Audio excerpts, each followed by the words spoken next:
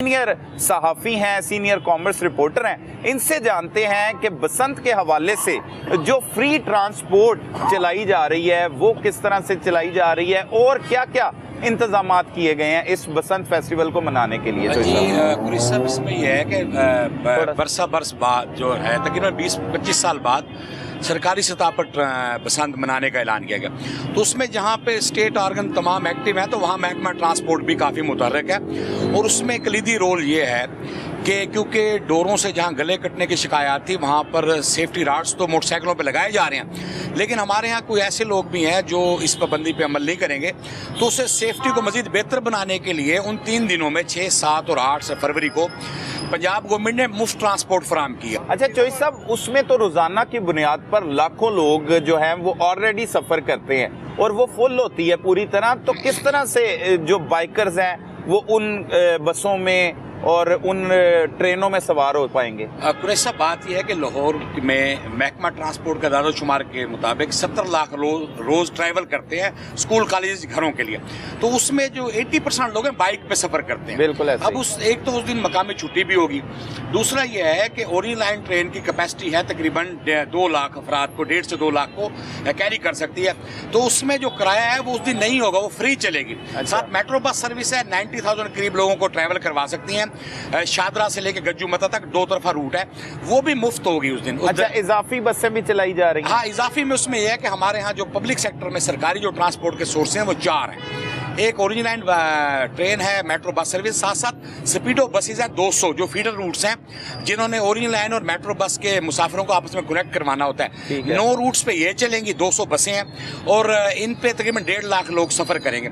साथ जिसे हम ग्रीन लाइन कहते हैं उसका एक रूट स्टेशन से लेकर ग्रीन टाउन तक है, उस पे 27 बसें चल रही हैं। 14 बसें चल रही हैं जल्लो से लेकर ठोकर तक ग्रीन लाइन की, और ठोकर न्याज बेग से रायविंड तक।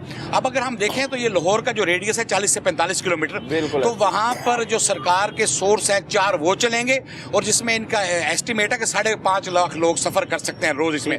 और साथ साथ इसमें एक बड़ी इंगेजमेंट जो निजी शोबे की है वो एक निजी ट्रांसपोर्ट कंपनी जो है जो ऑनलाइन राइड्स फराहम करती है, उसके 5 से 6 हजार टैक्सियां और ऑनलाइन रिक्शे भी उस दिन फ्री अवेलेबल होंगे। फ्री होंगे। लाहौरी उस दिन मामूल के मुताबिक अपनी राइड बुक करवाएंगे, लेकिन वो राइड फ्री होगी। आपने जहां जाना है आपको घर बैठे वो राइड मिलेगी, आप उसमें करेंगे। और उसमें एस्टिमेट ये है कि तकरीबन जो निजी ट्रांसपोर्ट राइड फराहम करने वाली सर्विस है वो 60,000 से जायद राइड उस दिन लेंगे।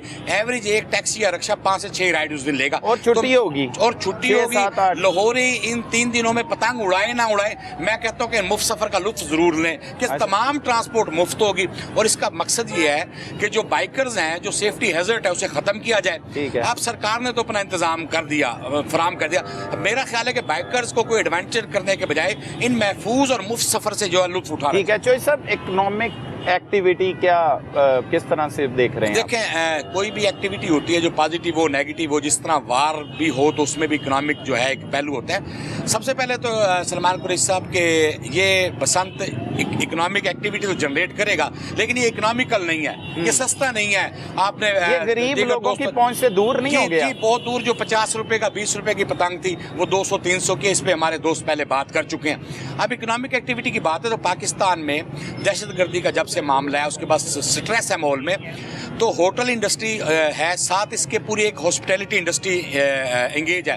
तो वो काफ़ी डिप्रेशन था वहाँ पे और डिप्राइव्ड थी इस मामला से। लेकिन अब हम देख रहे हैं 5 स्टार होटल्स में बुकिंग हो गई हैं, लोगों के मेहमान बैरून मुल्क से भी आ रहे हैं। जो इतलात आ रही हैं 5 स्टार होटल्स की तकरीबन 90% बुकिंग हो चुकी हैं। होटल इंडस्ट्री से चलेगी, फिर हॉस्पिटैलिटी इंडस्ट्री है वो चलेगी, खाने और जो है फूड स्ट्रीट्स हैं हमारी वो आबाद होंगी। साथ साथ जो ये एक तबका था जो पतंग साज था, डोरे बनाने, इन सब ने मुतबादिल कारोबार शुरू कर लिए थे। वो भी एक लोकल जो है लेवल पे उसकी भी एक्टिविटी। साथ साथ ट्रांसपोर्ट तो मुफ्त हो गई है, लेकिन जहाँ पे 7 मिलियन लोग रोजाना सफर करते हैं तो वो हर आदमी तो सरकारी ट्रांसपोर्ट मुफ्त नहीं जाएगा।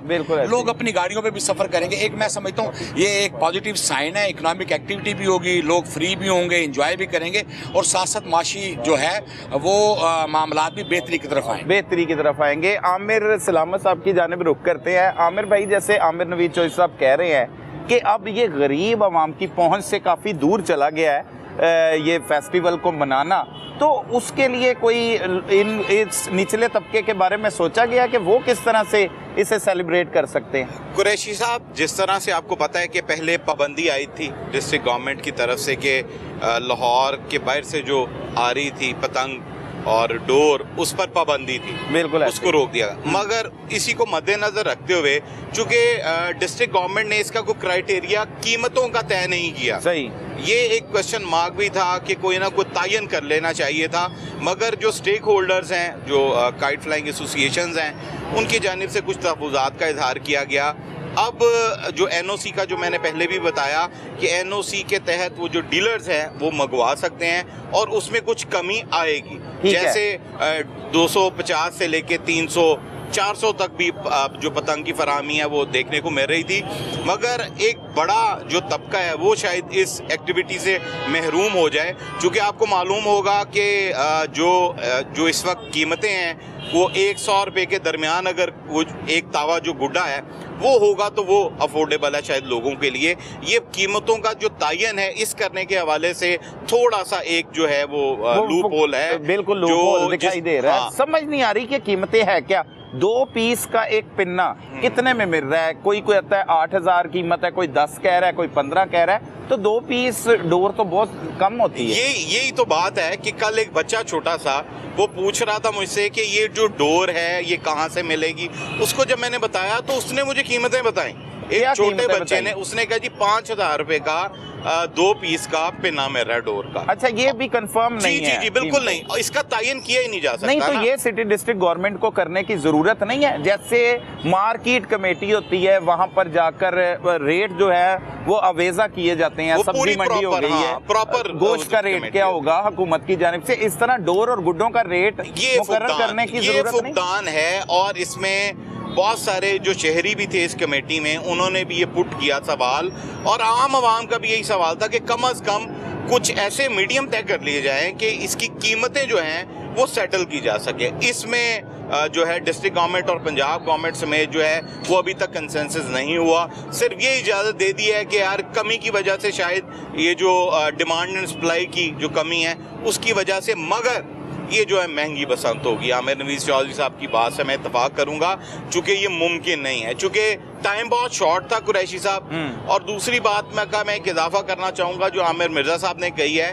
कि जो सियासी पतंगबाजी करने के लिए, मैंने बहुत सारे ओवरसीज़ हैं उनको ये देखा है, उन्होंने ये इकरार किया है कि हम बसंत मनाने आ रहे हैं, और वो जिस सियासी जमातों के साथ मुंसलिक हैं, मगर उन्होंने कहा हमने फेस्टिविटी को एंजॉय करना है, हमने इस चीज़ को एंजॉय नहीं करना कि हम पॉलिटिकल पतंगबाजी करना भी नहीं चाहिए, इसकी जरूरत भी नहीं है। मोस्टली मैंने जिन लोगों से बात की है वहाँ पर तो ये देखने में आया कि वाकई उन्होंने कहा कि हमने इस फेस्टिविटी को एंजॉय करना। बिल्कुल। और जो गानों के हवाले से 132 जो सॉन्ग हैं वो आप घरों की छतों पर नहीं चला सकते, नहीं चला सकते, उस पर पाबंदी है। उस अज़मा बुखारी साहिबा वो कहती हैं कि वो स्टेज पर पाबंदी आई नहीं, वो इसके लिए भी है। अच्छा, इसके लिए भी, चूंकि माशरे में बिगाड़ और जो एक गलत तासुर देने के लिए उनके जो अल्फाज हैं, जो चीज़ें हैं, वो घरों की छतों पर भी नहीं इस्तेमाल हो सकती। बहुत